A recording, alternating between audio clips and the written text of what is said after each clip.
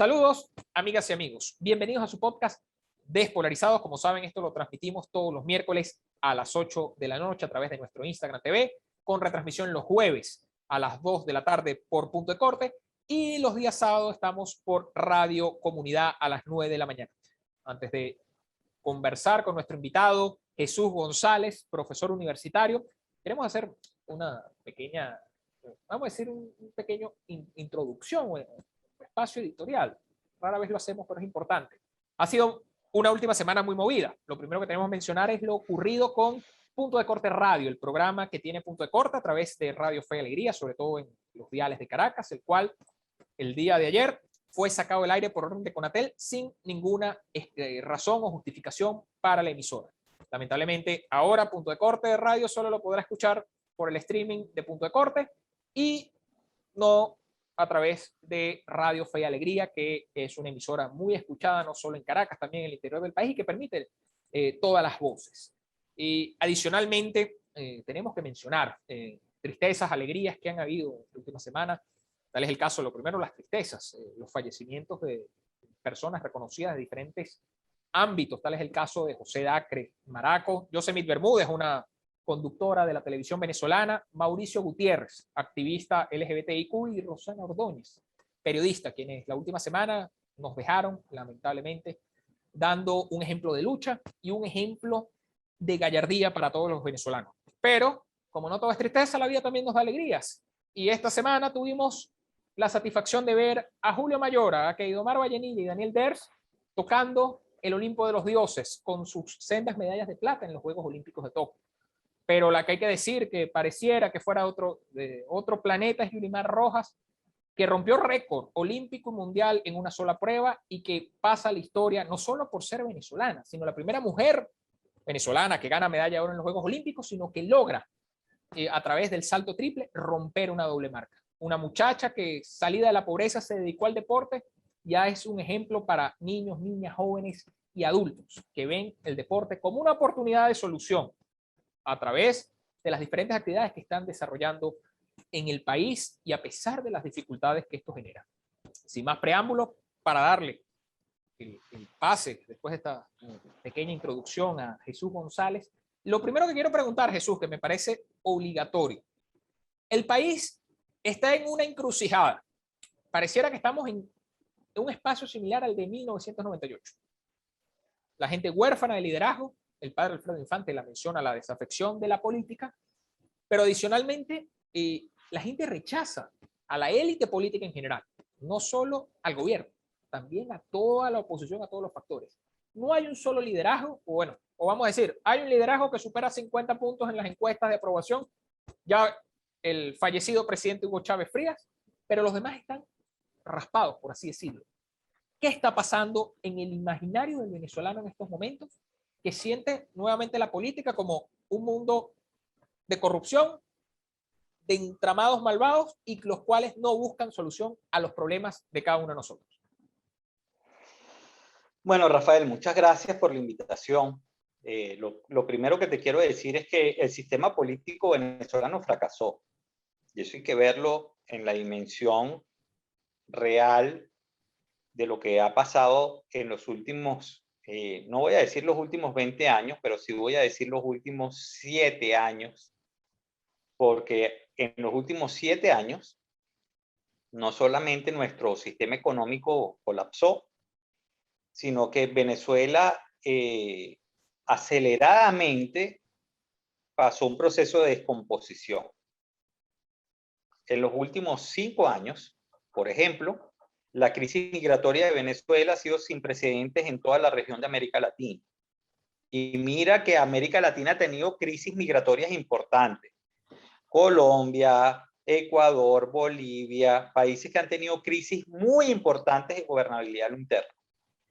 Pero claro, eso tiene que ver también con una realidad económica propia de nuestro país, que está batiendo el récord de hiperinflación anual acumulado. O sea, no ha existido un país en la historia del mundo que haya tenido en años consecutivos procesos hiperinflacionarios como el venezolano.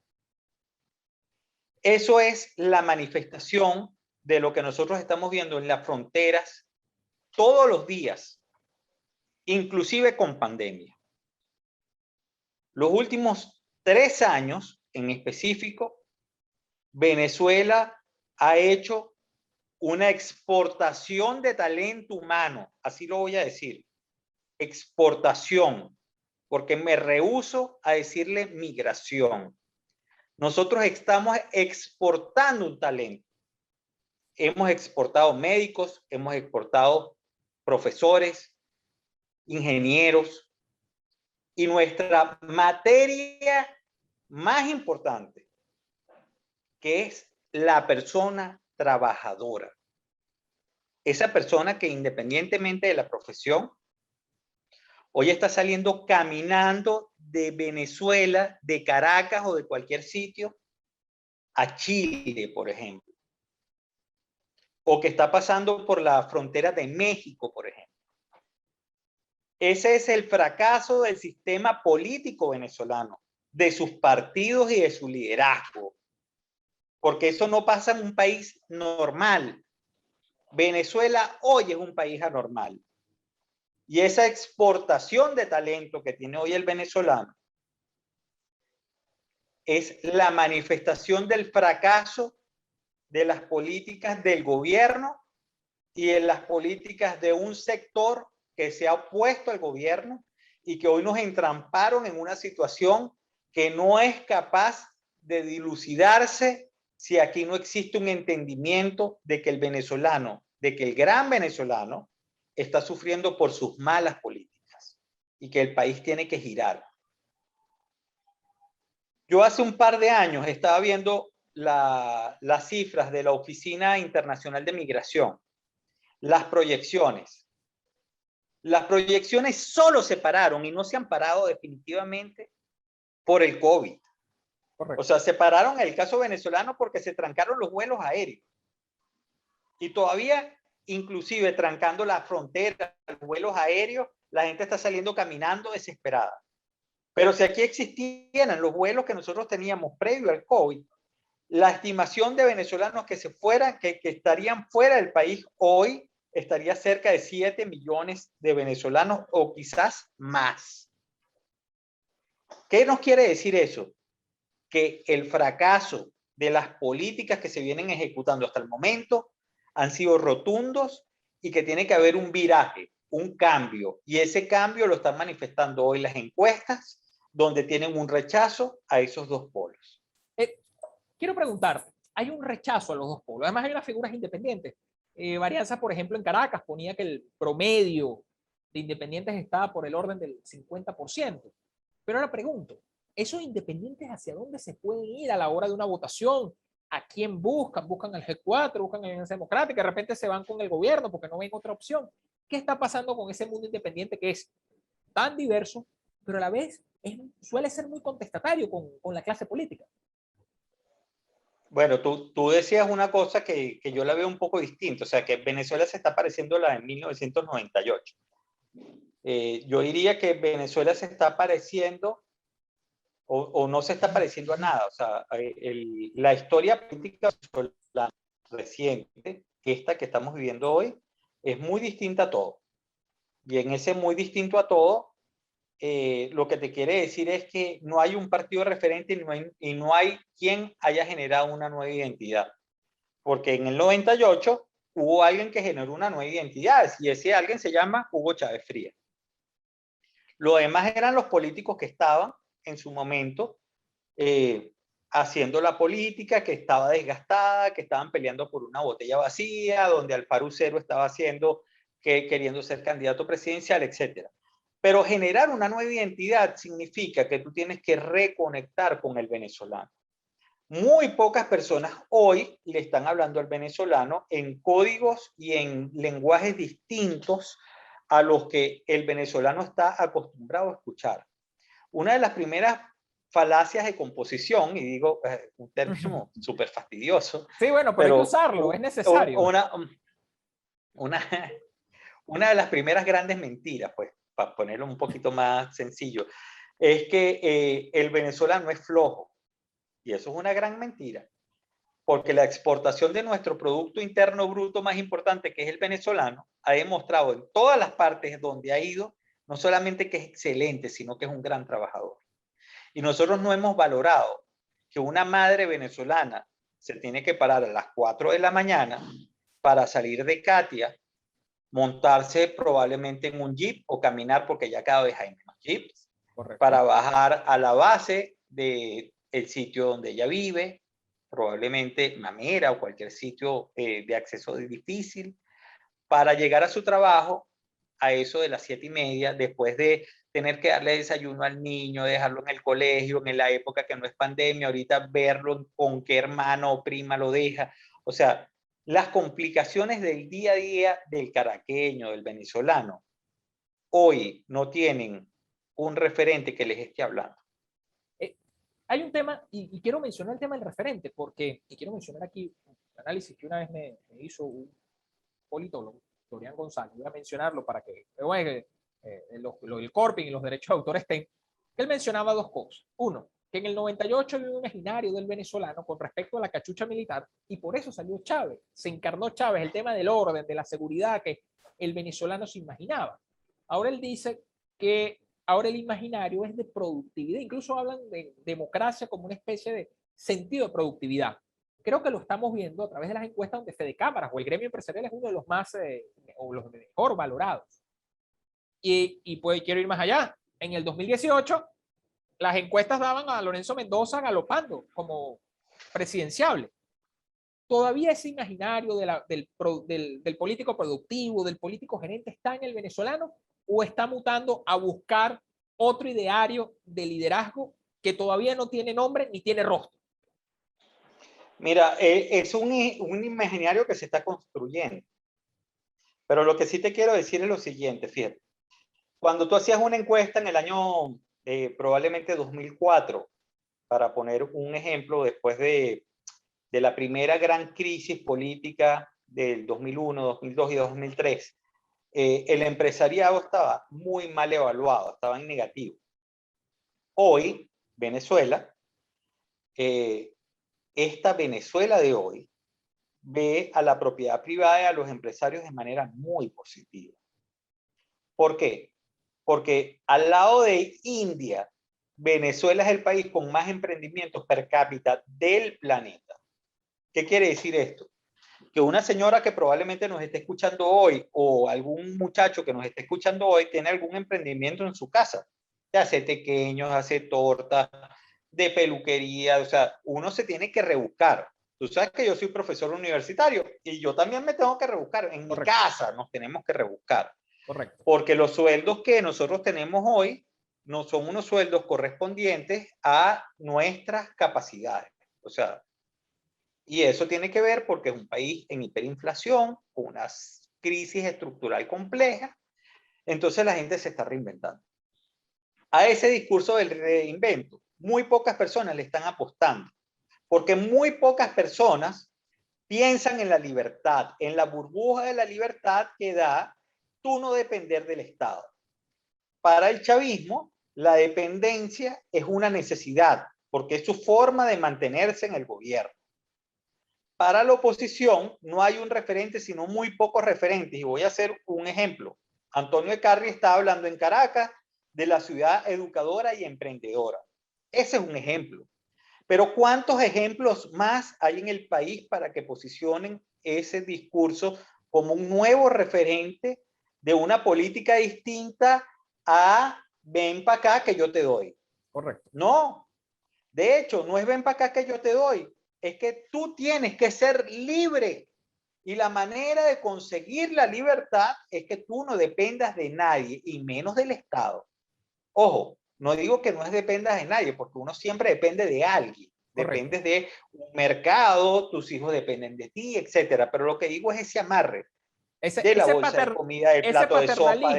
Que nos han tenido acostumbrados durante muchos años y que el chavismo lo exacerbó de alguna manera, creo yo. Sí, claro, pero además hay una visión entre un padre protector y un padre liberador. Correcto. Eso lo estudió George Lakoff en un libro que dice no pienses como un elefante, en el caso de Estados Unidos, en la diferencia entre los partidos republicanos y demócratas, pero en el caso de Venezuela, esa independencia se está dando desde hace rato y no tiene un referente político. ¿Por qué? Porque Venezuela es una sociedad matriarcal, donde la madre es el epicentro de la familia y donde hay muchos padres ausentes. Entonces la madre es la gran proveedora. Entonces, el diseño comunicacional, estratégico y político de este sistema, donde tenemos a referentes políticos de oposición y de gobierno, no se ha dado cuenta que el país cambió. Entonces, construir un nuevo ideario nacional pasa por entender al venezolano de hoy, que es muy distinto al del año 1998 y que es muy distinto al Juan Bimba del año 58 y que es muy distinto al Tabarato, llame ya, de CAP de su elección del año 74. Entonces, la gran importancia del momento político hoy es reinterpretar lo que nosotros tenemos hoy como sistema político, lo que nosotros tenemos hoy como ciudadanos y la perspectiva que nosotros queremos de país. Porque para tener el país que nosotros tenemos, lo primero que tenemos que hacer es pensarlo, soñarlo, aterrizarlo, y hacer lo posible sobre la base de ideas concretas, porque Venezuela está en una crisis, sí, pero esa crisis también la pasó Bolivia, la pasó Perú, la pasó Singapur, la pasó a Alemania después de la guerra, y Venezuela está preparada y tiene la capacidad con su gente para salir a combatir y a rebatir esta crisis sobre la base de un nuevo plan, y estoy convencido que ese nuevo plan saldrá en los próximos años. Hay un tema, recordándole, estamos hablando con Jesús González, profesor universitario. Yo creo que muy pocos, así que no vamos a decir una raza en peligro de extinción, pero sí una raza que en Venezuela está costando mucho, por todo lo que él menciona, de que se tienen que poner en emprendimiento. Hay algo que incluso mencionaste, Venezuela ha cambiado. No es la misma del 98, no es la misma de los años 70 con Carlos Andrés Pérez, no es del 58, incluso creo que no es la misma del 45, cuando irrumpieron la acción democrática con los militares a un nuevo sistema democrático, pero, y hablas de un nuevo ideario. Y quiero mencionar a otro personaje de la política venezolana, un poco conocido, pero es un personaje interesante, que es Gustavo Hernández. Él menciona que en Venezuela hace falta dos cosas. Uno, no un plan, no un pacto de puntos fijos, sino un nuevo plan de Barranquilla.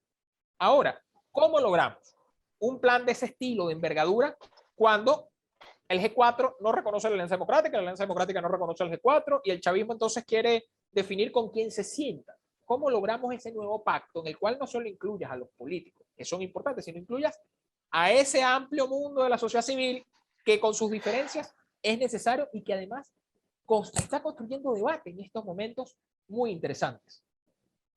Mira, lo primero es que las sociedades, ese preámbulo de pregunta que hiciste me recuerda a un libro de Juan Carlos Zapata. Hubo un gran pacto, es el libro de Pedro Tinoco. Correcto. Hubo un gran pacto no público, que fue un gran pacto económico, posterior al año 58. Muchas de las cosas que nosotros decimos de violación de derechos humanos, libertad de expresión, que tenían, por supuesto, el gobierno de Pérez Jiménez, también tuvo un tema de prosperidad económica de un grupo muy empresario y unas empresas muy importantes en el ámbito petrolero que hicieron mucho dinero durante el periodo de Pérez Jiménez, eso hay que decirlo. Ahora, aquí no hubo una persecución económica en el año 58. Se dio un pacto no escrito, que está en ese libro de Juan Carlos Zapata, que va más allá del pacto de Barranquilla, y que es el primer gran pacto que Venezuela tiene que hacer. Porque aquí en Venezuela hay un capital que se ha visto en desarrollos inmobiliarios en algunas partes del este, y que hay un capital muy importante en algunos sectores muy importantes del país, que necesitan de alguna manera y que quieren trabajar en el país. Ese gran pacto económico está en ese libro de Pedro Tinoco. Correcto. Y creo que es un pacto necesario. Muy poco revisado, pero que nosotros podemos arrancar con un gran pacto sobre la base de que si esos capitales se reinvierten en el país, nosotros vamos a, de alguna manera, reconstruir el país de unas cosas que está en la ceniza. Ahora, hay cosas que han pasado aquí que son muy malas y es verdad. Yo las he criticado, tú las has criticado, muchas las hemos criticado, persecución, la censura que dijiste en tu editorial, gente presa, gente muerta, gente tirada por un balcón. Este país es un desastre, coño. Me disculpas la palabra y a tu audiencia, pero este Tranquilo. país es un desastre. Es un desastre. ¿Cómo reconstruyes el desastre? Lo primero para empezar a reconstruir el desastre es entender que este país y su electorado votó por el desastre. No votó por otra opción. Todavía sigue echando Chávez en el imaginario político del país, teniendo preferencias, porque el país decidió, así no me guste a mí, así no te guste a ti. Esa es la verdad. Entonces, o nosotros nos matamos como país y vamos a una guerra civil, o nosotros entendemos que hay otros que piensan distinto a nosotros. Y lo primero es aceptarlo. Y lo segundo es que nosotros, si somos muy inteligentes, tenemos que crear los mecanismos para que esa gente, de alguna manera, comparte una visión colectiva de país distinta a la que tiene hoy como referente. Y para que eso se dé, tiene que existir una conversación. Y esa conversación pasa por el entendimiento de que esto es una sociedad plural. Mientras siga existiendo la polaridad de querer, de alguna forma, cortarle la cabeza al otro de lado y lado, este país será inviable. Ahora, cada día es más viable a pesar de los que se quieren cortar la cabeza de lado y lado. Porque lo que está creciendo desde el punto de vista electoral es un centro electoral distinto a esos dos polos.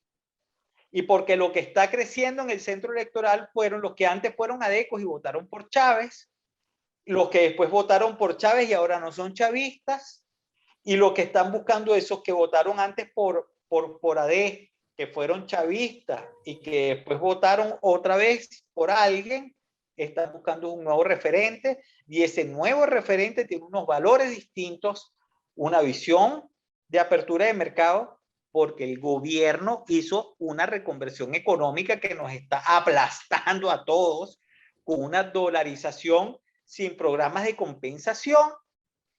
Entonces la gente entendió por las muy malas que la situación económica del país depende no del Estado, sino de ti.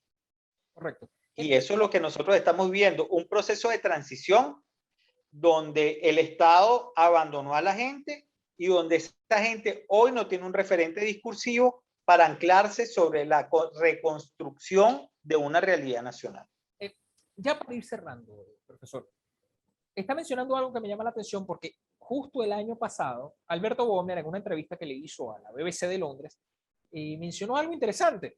Y es que él decía que vamos a una transición económica similar a la China y después iremos a la política. Y bueno, y por ese comentario Bohmer fue crucificado literalmente en las redes.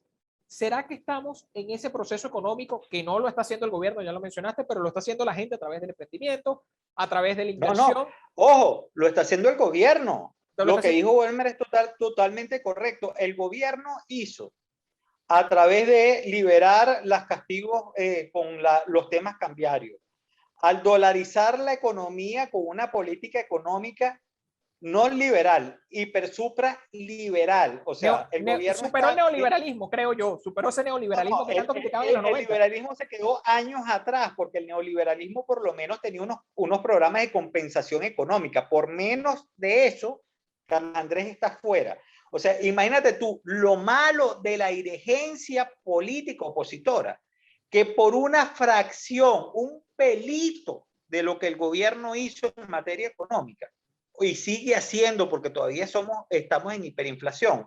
Carlos Andrés Pérez salió del gobierno. Correcto. Imagínate tú lo mala que es la oposición, que no ha sabido capitalizar eso por la vía electoral. Entonces, Y hay un tema que Entonces, quiero comentarte, que quiero preguntarte, disculpa que te interrumpa, relacionado con este tema económico. El economista Manuel Suderland, en uno de estos foros chat que realizamos con bastante frecuencia, él mencionaba que además hay una forma de también salvar a Venezuela en materia económica y era con inversión de venezolanos que están afuera y se están produciendo plata, ellos pueden venir a invertir aquí y a producir y a multiplicar los recursos. ¿Qué posibilidades hay de que ese capital venezolano que ha hecho muchos recursos fuera pueda venir a invertir en el país en empresas como turismo, servicios, incluso temas, vamos a decir, Rafael, energéticos, de alguna manera, más allá de algunas mira, diferencias que podamos Rafael, tener con eso? independientemente de lo que está pasando, eso ya está pasando. O sea, la cantidad de remesas que están llegando, entre otras cosas, porque el hijo de la señora que quedó en el sitio le dice, mamá, compra unas cosas para que la vendas, para que multiplique lo que yo te puedo mandar, que no es mucho. Lo que yo te dije al principio, nosotros estamos exportando materia prima y la exportación de materia prima, que es el venezolano, de alguna manera nosotros tenemos que hacer que eso vuelva. Eso ha pasado, Rafael. Correcto. La España de hoy o el Portugal de hoy no fuera factible sin la crisis migratoria que ellos tuvieron entre el 70 y el 80, que después revalorizó la economía española porque todo ese capital de alguna manera volvió a España, o de alguna manera volvió a Portugal, o de alguna manera está volviendo al Perú o a Chile en algunas cosas que están pasando por ahí, o que está volviendo a o en Colombia. Colombia está pasando mucho el tema del Colombia, sí. emprendimiento. Entonces, lo que te quiero decir no es nada más porque ese capital está ahí. O sea, nosotros tenemos un recurso humano, un PIB en el extranjero. Y ese PIB en el extranjero tiene que tener unas políticas claras para que en el futuro vengan. Por ejemplo, te comento, hace unos años me reuní con una gente en Medellín, estaba dando una charla en una universidad en Medellín, y dentro de la conversación decía, una de las personas, yo compré en Medellín hace unos años, o sea, ya habían pasado como que casi que 15 años más o menos, unos apartamentos a precio de gallinas flacas, que hoy valían mucho. Y eso lo dio la estabilidad del gobierno. ¿Por qué? Porque el valor del inmueble, que es el caso venezolano, que se ha depreciado, en un futuro van a valer. Y mucha gente asumió comprar a precio barato para vender caro o alquilar. Y eso es un Y negocio. tener ahí ese negocio se está dando hoy en Venezuela. ¿Por qué? Porque un apartamento que antes te valía 100.000, de repente lo puedes conseguir en 20.000 y la gente está haciendo una apuesta a futuro. Pero para que esa apuesta a futuro sea posible, tiene que haber un mínimo de confianza y tiene que haber un plan y tiene que haber un referente, porque ese apartamento que cuesta 20, si esta política fiscal y esta política monetaria sigue, ese apartamento el año que viene va a valer 10. Sí, y hay que destacar que ese fue el negocio de Trump por muchos años, comprar apartamentos o inmuebles baratos para él después hacerse multimillonario y vender terrenos. Ese es un negocio muy lucrativo en muchas partes del mundo, es un negocio interesante. Ojalá ahora, lo que el plan quiero económico decir desarrolle. Pero chévere, que sea lucrativo. Ojalá las sociedades pensaran en el lucro y nosotros tenemos que pensar en el lucro. Nos tenemos que dejar de pensar en pajaritos preñados y entender que la productividad es lo que hace que las sociedades salgan de abajo. Lo ponía como un ejemplo, pero hay millones de ejemplos. Correcto. Uno de los grandes y muy importantes ejemplos es el desarrollo de zonas como Galicia, el desarrollo de zonas como Sevilla, el desarrollo de ciudades como Barcelona o el propio Madrid. Estaba en una situación de depresión post-Franco y donde una política de Felipe González o una política como en el caso de Brasil, de Fernando Enrique Cardoso, que continuaron después el resto de los gobiernos, generaron una modificación de la calidad de vida de los ciudadanos. ¿Qué política referente tenemos nosotros hoy? Y se lo dejo a la audiencia, distinta a la política petrolera que ya se agotó. Eso es una pregunta. No existe. Es una pregunta que quiero dejarla al aire, porque se nos está acabando el tiempo, no quiero extenderme más por respeto, pero una pregunta que quiero dejar al aire. ¿Por qué? Porque tú dices, no existe. Se nos secó el árbol del petróleo no aprovechamos eso que tanto Petri decía, que es sembrar el petróleo, y la empresa petrolera hoy formalmente está quebrada y no hay manera de recuperarla a través de los ingresos del Estado. Eso es un tema para debate que tenemos que desarrollar ampliamente, porque creo, y con esto quiero cerrar, es necesario que repensemos nuestro modelo económico, que no sea casado con el rentismo y tampoco casado con un paternalismo dependiendo de lo que me dé el Estado, porque podemos terminar peor de lo que estamos ahorita. Entonces, productividad, eficiencia y sobre todo libertades económicas, que es lo que necesita el país. Muy pocas personas hoy están en esa página. Muy pocas personas, te lo digo Sí. dentro del aspecto político, pero esas personas tienen que consolidar el tema de identidad. Correcto. Porque para que esto sea factible, esa identidad tiene que consolidarse mayoritariamente en la opinión pública nacional. Sé que Carri está trabajando en eso, sé que hay algunas personas dentro de otras fuerzas políticas que están trabajando en eso, pero cuando te digo que son muy pocas, son muy pocas. Entonces, lo que hay es que esas voces crezcan y que estos espacios como el tuyo, como punto de corte, que le dan oportunidad a la gente, lamentándolo mucho, de verdad, lo que pasó con Fe y Alegría, estoy convencido de que ustedes van a seguir creciendo, de que la audiencia tuya, Rafa, de todo punto de corte, de Ninmer, de todos los que están ahí, están haciendo un esfuerzo comunicacional para que se escuchen las voces disidentes dentro de esta polarización que no le está llegando a nadie y que está dejando un gran vacío político en el país. Creo que este mensaje es estupendo para cerrar este programa, y yo quiero decirle a muchos que nos escuchan, que nos ven, recomendarles un libro. No sé si se consigue, es difícil. El libro de Roberto Casanova, de 10 lecciones sobre economía social de mercado para Venezuela. Libertad, emprendimiento y solidaridad se llama el libro. Un estupendo manual, y yo creo que incluso un estupendo plan de cara a un futuro donde él propone que desarrollemos economía social de mercado como hizo Alemania y como está haciendo Alemania, porque es potencia de la Unión Europea.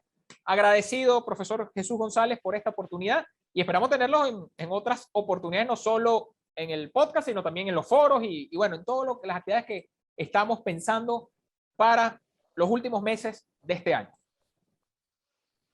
Cuando tú quieras, hermano. Bien. Amigas y amigos, ha sido todo por hoy en nuestro podcast Despolarizados. Como saben, nos vemos la próxima semana, 8 de la noche en Instagram TV de Unión por Venezuela, jueves 2 de la tarde en Punto de Corte, y los sábados a partir de las 9 de la mañana en Radio Comunidad. Será hasta la próxima semana.